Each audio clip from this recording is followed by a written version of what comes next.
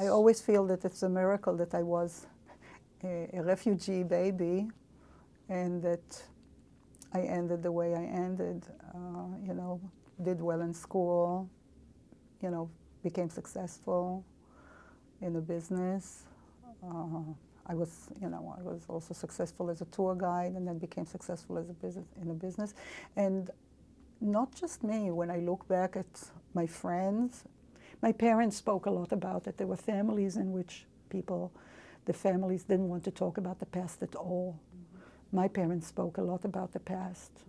We were a whole generation that came out of parents that came out of the ashes, you will say, of the Holocaust, came to Israel, my father's word,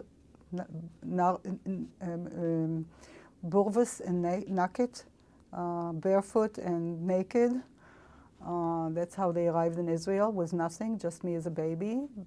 And so were the parents of many of my friends, and I'm always amazed to see how many of us, most of us, have succeeded and accomplished a lot.